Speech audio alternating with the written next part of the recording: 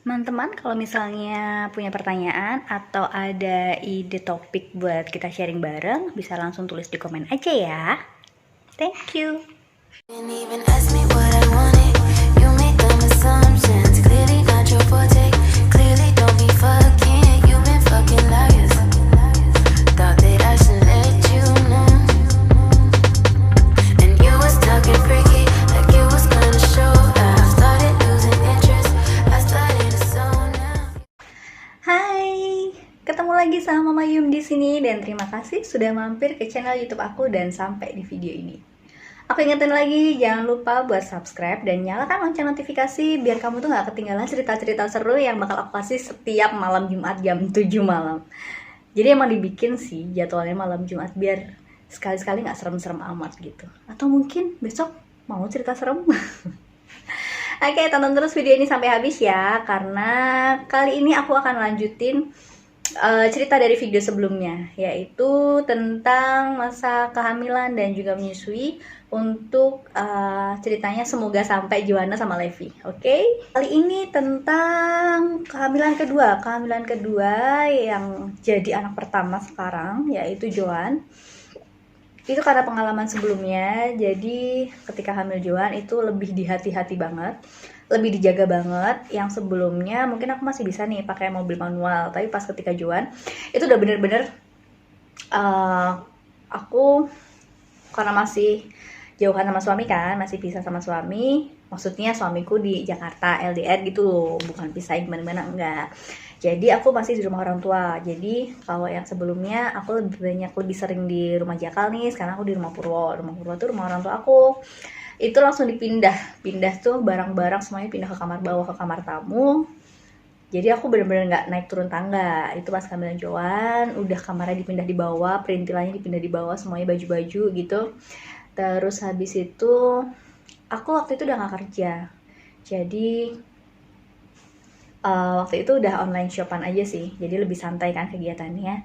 Terus kemana-mana tuh bawanya mobilnya mobil ortu, jadi bawa mobil orang tuaku itu yang matic, jadi yang manual istirahat dulu, jadi manualnya dipakai kalau suamiku pulang gitu.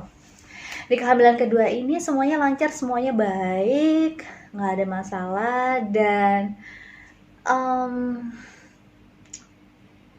yang jelas serunya itu adalah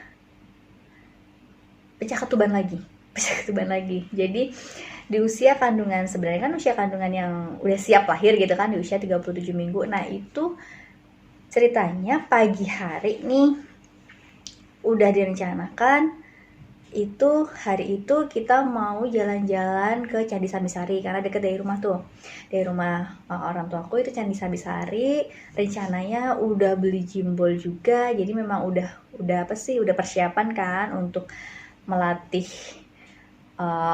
persiapan buat melahirkan nanti gitu. Udah, terus beberapa di packing, terus udah direncanakan. Jadi udah list-list yang agak berat gitu pas suami balik.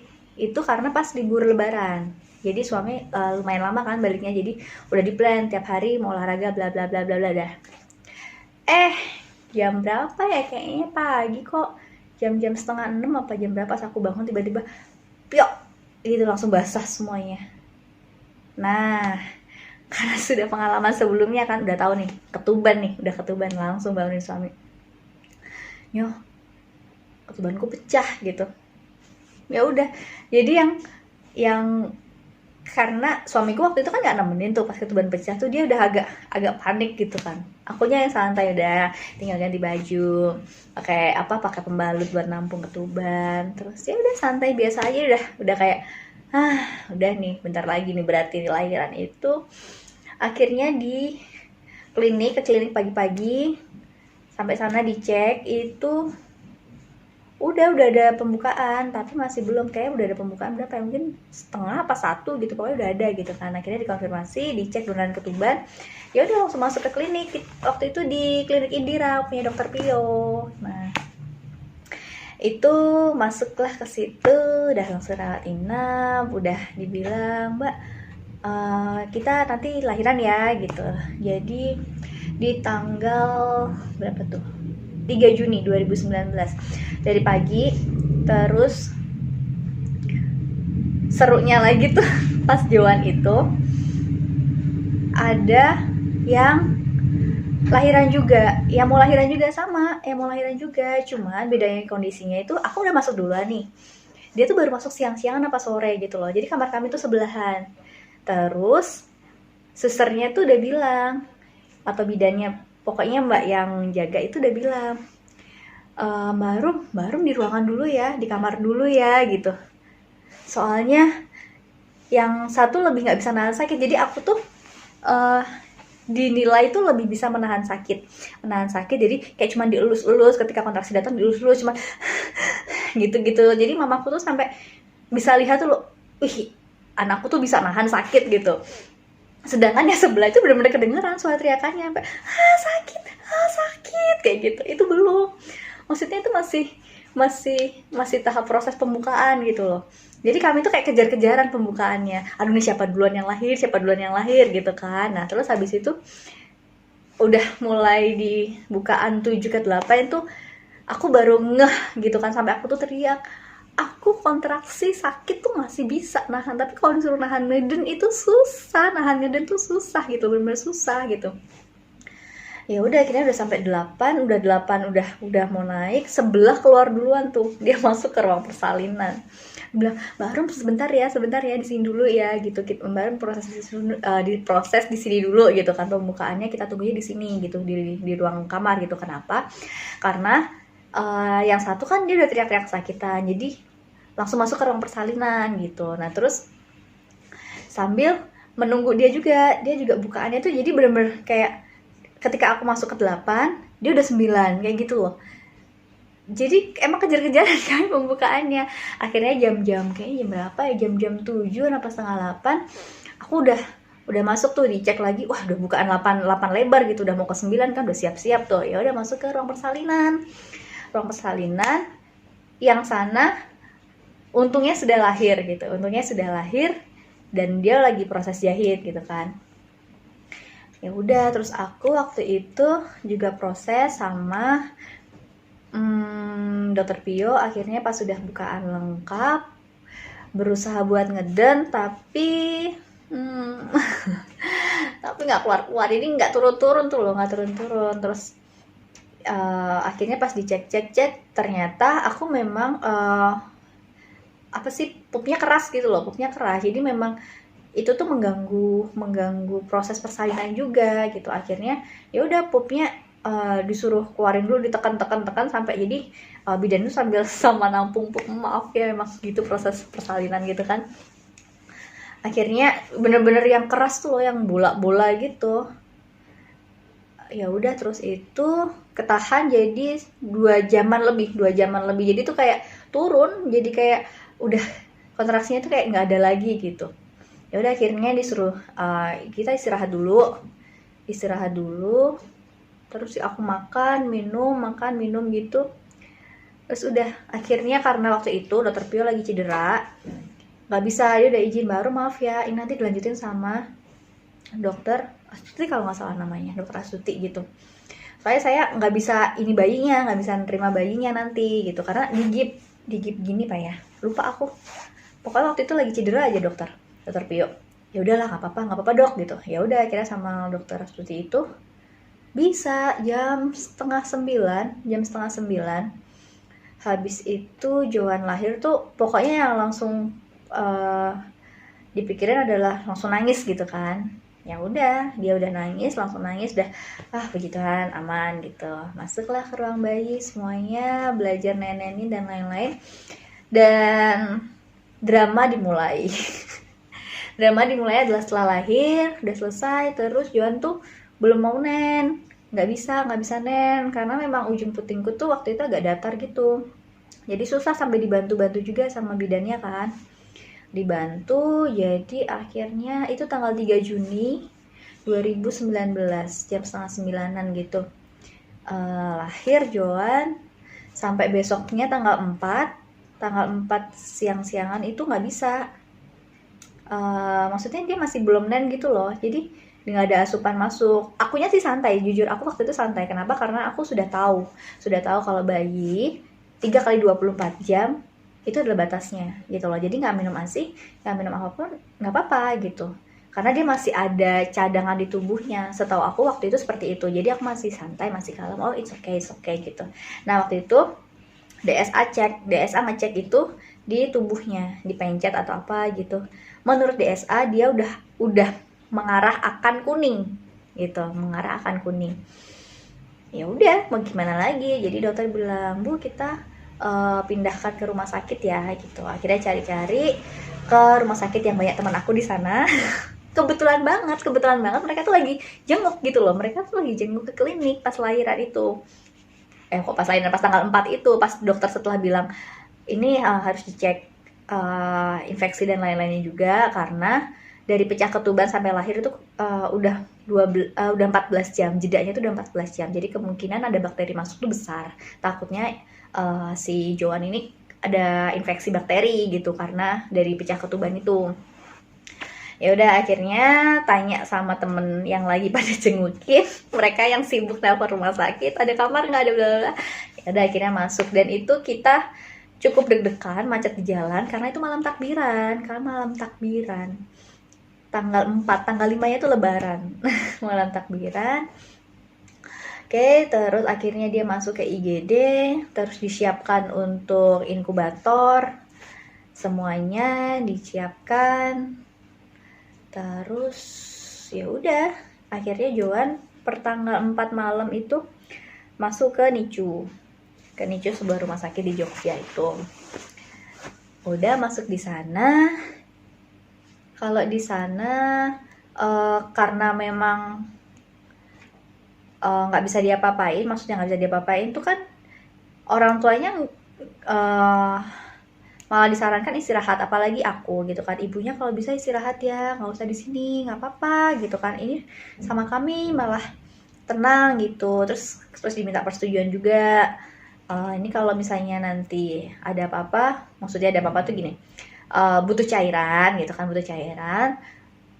persetujuannya mau tetap ASI atau sufor. Terus kita bilang ya udah ASI gitu. Oke, kalau belum keluar coba dicari donor ya gitu, kalau bisa dicari donor gitu biar ada dapet gitu. Ya udah, jadi tanggal 4 itu kita pulang, tanggal 5 itu pas lebaran.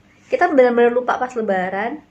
Terus kita tuh muter dari pagi ke toko-toko, ini kenapa toko pada belum buka, karena aku mau cari pompa ASI gitu. Itu adalah salah satu barang yang memang rencananya akan dibeli, tapi Joannya keburu lahir, jadi belum sempat beli, dan nggak kepikiran buat cari sewa atau pinjam atau apa tuh nggak kepikiran. Pokoknya aku beli terdekat gitu. Jadi sampai nyari pompa ASI yang cuma dibuang, yang kebuang doang kayak gitu tuh ada. Terus akhirnya kita dapet, untungnya aku udah survei beberapa pompa ASI. Terus emang maunya pompa ASI yang kayak mana, jadi itu tinggal dibeli. Udah, akhirnya di pumping, jadi aku di rumah. Jadi waktu Joan itu di NICU itu I'm happy. Kenapa I'm happy? Karena memang sudah dibilang, Ibu, adik itu di sini malah aman, malah terkontrol gitu loh. Karena dia kenapa dikit pasti ada tandanya gitu loh, pasti ada tetet atau apa gitu. Jadi malah lebih aman dia di rumah sakit gitu.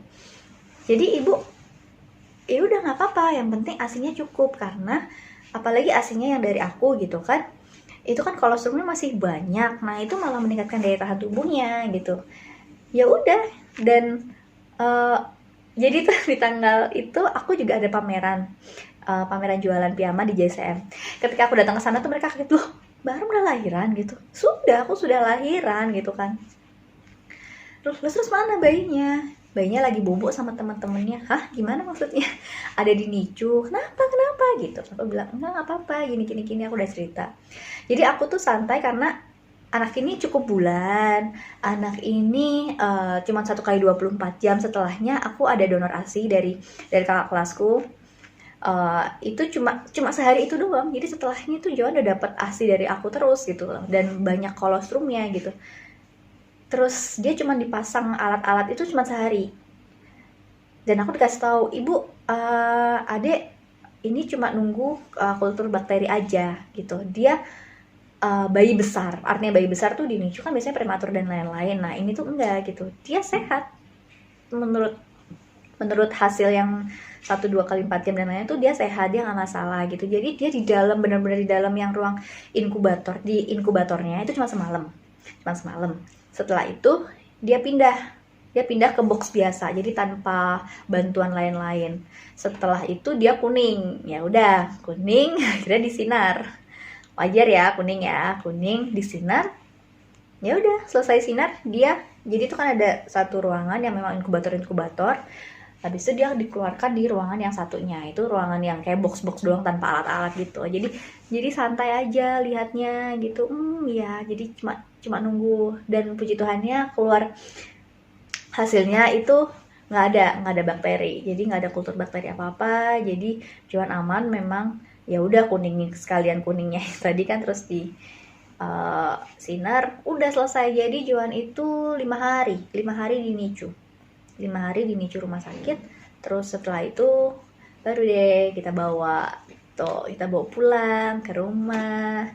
Itu aja kita bawa pulang ke rumah tuh kayak sangat happy sekali, dan itu nahan eyang gitu nahan mau papaku. Jadi itu kan masih libur lebaran, masih serangkaian libur lebaran. Untungnya kakakku waktu itu juga di Jogja, jadi bisa mengikuti libur lebaran bersama keluarga gitu loh. Nah itu niatnya waktu itu tuh kita cuma mau ke rumah sakit ngasih ASI. Tiba-tiba ditelepon di tengah jalan, "Ibu, posisi di mana?" gitu. Di sini gitu, di jalan ini gitu. "Oh iya, berarti udah mau deket ya?" "Iya, kenapa?" Gitu.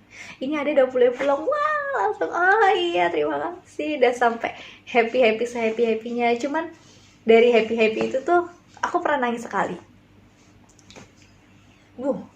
Yang lain tuh nangis karena mereka kayak gimana sih masuk NICU gitu loh. Kayaknya tuh kan masuk NICU tuh kayak berat banget gitu kan. Ya mereka sedihnya di situ. Jadi tuh yang tuh sampai menitiskan air mata. Terus yang lain nggak apa ya baru ya gini. Akunya tuh santai, akunya biasa aja karena aku tahu Joan ini tuh sehat, Joan ini baik gitu. Joan ini ya emang udah cukup umur, semuanya baik, semuanya sehat gitu. Cuman memang mengantisipasi dari klinik waktu dia lahir ya langsung dipindah ke rumah sakit gitu loh. Makanya waktu aku lebih tenangnya lagi kan ketika dia cuma di inkubator cuma semalam doang. Oke, berarti observasi dan lain-lainnya Joan tuh baik, Joan tuh kayak bayi biasanya gitu. Cuman memang karena tiba-tiba kuning ya udah sekalian disinar di situ sama cek bakteri karena ketuban pecah dini, dan jeda dari ke KPD kelahiran tuh adalah 14 jam. Jadi tuh rawan banget bakteri banyak masuk. Jadi akunya biasa aja, yang lainnya pada sedih dan lain-lain. Akunya benar-benar kayak it's okay, Joan nggak apa-apa kok, Joan baik gitu. Cuma pernah sekali nangis tuh waktu di hari keberapa gitu. Nangisnya cuma kayak gini, "Oh Jojo maafin ya" gitu. Maksudnya sedih juga tuh, jadi karena nggak bisa bawa bareng kan, jadi nggak bisa ya di situ ya walaupun sama teman-temannya juga gitu kan. It's okay, bentar lagi pulang. Udah tapi nangisnya cuma bentaran doang, cuman terus kok aku nangis ya gitu. Udah jadi kalau buatku sampai saat ini pun aku tahu dia sehat, dia baik, dia kuat. Untuk imunnya menurut aku dia sudah tercukupi. Tinggal ya udah kita cuma sebagai orang tua kita mencoba untuk memberikan haknya dia untuk semua vaksin kalau bisa dimampukan untuk mencukupi biar nanti dia semakin terjaga gitu. Dan ternyata nggak cukup ininya ternyata sama Levi berarti di part 3 ya. Aduh, semoga aku singkatin deh ceritanya karena Levi itu panjang banget. Dan kalau untuk menyusui Joan aman, terkendali.